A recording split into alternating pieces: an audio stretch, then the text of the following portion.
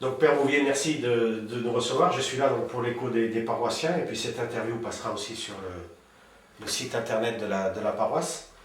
Dimanche dernier, on a vécu un bel événement en fêtant votre jubilé. Est-ce que je peux vous demander comment vous avez vécu la journée de dimanche et quels souvenirs vous en gardez? Un peu de triomphalisme, ça fait pas de mal, mais c'est pas mon style. Alors c'est très réjouissant de se retrouver regroupés, prier ensemble, chanter ensemble, être joyeux ensemble, mais c'est quoi? Plus que le triomphalisme, c'est le joie d'être ensemble. Le reste. C'est déjà beaucoup. Oui, mais De réunir autant de personnes. parler d'une de grande journée, je veux bien, mais Une belle journée, belle journée, disons, oui. malgré le temps. Belle journée. Et vous-même? Eh bien, je dirais que c'était une très belle journée par l'affluence déjà à la messe. Il y a quand même beaucoup de gens qui ont participé à l'Eucharistie. Avec les points froids. Et le recueillement quand même Dans dans l'Assemblée. Je crois que quand j'ai donné mon témoignage à la fin de la messe, j'ai l'impression que les gens cherchaient à bien écouter. Donc il y avait une cérémonie qui avait fait l'unité. À la fin de la messe, il semblait qu'il y avait plus de concorde encore qu'au début de la messe. Il y a une attention particulière. C'est ça qui pour moi, me rassurait, c'est que la communauté paroissiale de la Galore, il n'y avait pas que dans la famille, il y avait vraiment la communauté paroissiale de la Galore qui nous a porté tout au long de notre vie et qui s'est manifestée là. Je crois que c'est l'aspect communauté paroissiale qui m'a le plus marqué. Oui, je pense que toutes les communautés étaient présentes d'ailleurs. Alors justement, il y a un sujet que vous avez évoqué à la fin de la célébration. Est-ce que vous pouvez rappeler ici, brièvement, quelles sont pour l'un et pour l'autre l'origine de vos vocations? Moi, je suis parti au séminaire pour faire des études pour un hasard tout simple. C'est que si vous voulez poursuivre, rentrer en sixième, il fallait aller pensionnaire quelque part. Oui. Et moi, je ne voulais pas être prêtre. Ah, Je ne voulais pas être prêtre. Ah non, je ne voulais pas. Le curé m'a dit, j'ai dit non, moi je ne veux pas. Et ma mère m'a dit, si tu veux faire des études, tu es capable, il faut que tu ailles au petit séminaire, parce qu'il n'y a que là qu'on peut faire des études qui soient à la portée de notre bourse. Et après, vous avez été rattrapé. Alors après, ben, c'est surtout la guerre qui a commencé à faire évoluer. Parce que quand on voit l'état, le coup de massue qui a été 1940, mais ça change beaucoup de choses dans une réflexion de jeune homme. Et puis le ressort des prisonniers, le regain d'envie de bâtir une France nouvelle, alors là oui, je suis plus terre à terre dans la vie pratique, d'ailleurs ça c'est souligné par exemple dans nos deux témoignages. C'est vrai. Mais je suis plutôt style Marty, l'église en gauche. Voilà. Si vous voulez mettre de la musique, mettez-la, mais c'est l'église en gauche. Très bien. Et pour vous, Père Maurice Bouvier? Ben moi, j'ai suivi, par certains côtés, j'ai suivi un peu ce que vous voyez faire à mon frère, mais j'étais pris en main davantage par la paroisse. Oui. C'est très important parce que moi, celui qui m'a ouvert à la présence du Seigneur dans ma vie, c'est l'abbé Auric, qui était vicaire ici et pour qui je voyais que je comptais. C'est un mystique. Alors, je me suis vraiment, grâce à lui, préparé à la première communion, à la confirmation. Et puis il y a cette présence d'une sœur infirmière qui est venue me voir ici pendant que j'avais ma rougeole et qui m'a apporté un évangile de Saint Matthieu. Et ça m'a aussi fait réfléchir. Et après coup, L'évangile, à la fin, quand je réfléchis à tout ce que j'ai reçu par la paroisse, c'est deux moments forts, la préparation des sacrements de confirmation et d'Eucharistie et la découverte de l'Évangile. Et finalement, ça marque toute ma vie. C'est aussi ce que j'ai vécu après, ce que j'ai maintenant, avec la dévotion à Foucault. C'est l'homme de l'Évangile et de l'Eucharistie. Et après, vous êtes parti au petit séminaire. Oui, voilà. Alors, vous avez eu l'un et l'autre des vies sacerdotales assez différentes. Comment voyez-vous l'un et l'autre vos parcours, vos missions respectives? Comment l'un regarde le sacerdoce de l'autre et réciproquement, vu les parcours qui ont été qui ont pris des chemins très différents finalement? Je pourrais dire que, comme je l'ai dit à la fin de mon témoignage, dans notre témoignage, nous sommes tous les deux habités par le désir de rencontrer Jésus-Christ dans l'Évangile et dans l'Eucharistie. Alors chacun y a mis sa forme différente, mais c'est quand même vrai que l'unité de notre vie sacerdotale, elle se fait autour de Jésus-Christ, plus qu'autour de l'Église. Même si on a été obligé de vivre dans l'Église et d'avoir chacun nos responsabilités dans l'Église, des responsabilités différentes, mais nous ne sommes pas inféodés à l'Église. Ce qui compte avant tout, c'est le Christ. La source. Voilà. Je crois qu'il faut que les gens comprennent ça. Je pourrais dire, j'ai beaucoup de raisons de quitter l'Église, mais je ne veux pas abandonner Jésus-Christ. Pour moi, c'est comme Jeanne d'Arc, mais ta vie que Jésus-Christ et l'Église, c'est tout un. Ça fait que. Alors comment en laisser un et pas l'autre?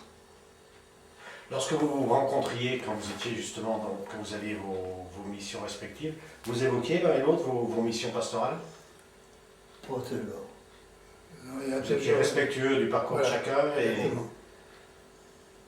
mais sans forcément... On s'est soutenu dans des difficultés parfois, mais on avait nos centres de réflexion, plus au sein de l'équipe de séminaire, au sein de les prêtres du secteur, qu'avec Maurice. Oui.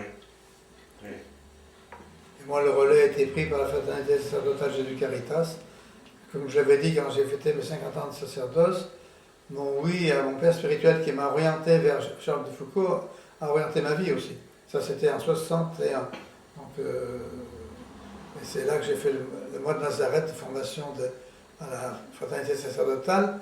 Et j'ai fait ça d'ailleurs à la gare d'Adhémar. Les réunions internationales de formation se faisaient à la gare d'Adhémar et à Roussas. Donc, c'est là que j'ai rencontré un certain nombre de prêtres étrangers qui venaient là, et certains sont devenus évêques et cardinaux dans ceux que j'ai fréquentés à l'époque, que j'ai retrouvés à Rome ensuite. Donc, Jésus Caritas m'a permis ensuite de tenir le coup, y compris à Rome, où, comme vous pouvez le penser, la vie à la curie n'est pas facile tous les jours, et on risque de se laisser aller au découragement devant les lenteurs de certaines choses, ou au contraire se laisser prendre dans des mouvements de revendication ou d'influence. Je me suis gardé de la fréquentation des fraternités sacerdotales Jésus Caritas et de Foucault m'ont permis de ne jamais me désespérer de la situation qu'il y avait à la curie à certains moments. Vous avez justement travaillé à la curie romaine, vous avez fréquenté Jean-Paul II. Quels souvenirs particuliers vous gardez de cette période, en plus de ce que vous venez de dire maintenant? Alors, j'avais l'impression que le pape Jean-Paul II avait une vision européenne et par certains côtés, faire réussir l'Europe était plus important pour lui que faire réussir la curie romaine. Donc il a un peu négligé, à mon sens, le fonctionnement interne de la curie romaine. Et je donne un exemple très simple. Le pape Paul VI, quand il a réorganisé la curie romaine, il a créé des congrégations et des conseils. Les conseils, dans l'esprit de Paul VI, avaient une durée limitée. Et au bout d'un certain temps, on aurait pu leur demander de rendre des comptes, et ceux qui étaient utiles de les garder, ceux qui étaient moins utiles de ne pas les garder. D'accord. Cette vérification, Jean-Paul II, à mes yeux, n'a jamais voulu la faire. Et une des premières décisions qu'il a prises en arrivant, il a pérennisé tous les instituts, tous les organismes de la curie romaine. Tout est en place. Voilà. Donc, ce qui fait que maintenant, son deuxième successeur est obligé de le faire. Difficile, oui. Il va être obligé de le faire. Bon, c'est un détail apparent, mais c'est quand même vrai que c'était plus un pape international qu'un pape de la curie, Jean-Paul II. Alors, le père Maurice Bouvier fait souvent référence au bienheureux Charles de Foucault. Vous-même, père Pierre Bouvier, s'il y avait une figure, un saint dans l'Église que vous aimeriez citer, qui serait-il? Comment? Qui serait la personnalité d'église ou le saint que vous appréciez particulièrement au point de le mettre en avant? Votre frère parle souvent de Charles de Foucault, vous-même, ça serait qui que vous citeriez? Si vous avez une référence à faire ou un... Un petit peu François de Sales. C'est Et un saint en partie- régional. En partie Don Bosco. Don Bosco aussi. Ouais. Qui se tiennent très bien l'un et l'autre. Parce que les Salésiens, c'est Oui. François de Sales, leur maître à penser. Très bien. C'était un des premiers auteurs spirituels que j'ai un peu fréquenté, François de Sales. Mais je suis trop indépendant pour entrer dans une organisation. Dans un mouvement. Oui. Alors, je voulais évoquer Marthe Robin, puisque sa cause a franchi une étape en novembre dernier. Pour vous, en quoi le message de Marthe Robin est encore d'actualité aujourd'hui, particulièrement dans notre paroisse? Comment vous dire? C'est un phare, Oui. Une il est référence clair. aussi. Pour certains, il éblouit, on ne voit plus rien d'autre, on ne voit plus qu'elle. Alors c'est le danger d'être en dehors de la vallée. C'est vrai que ça peut l'être, ouais. Ça peut l'être. Mais dans le message proprement dit de Marthe Robin, puisqu'il y a un équilibre à trouver justement entre cette présence dans la vallée et puis la vie de la paroisse qui a à vivre sa vie de manière autonome également, sans forcément bien sûr rompre le lien, bien entendu.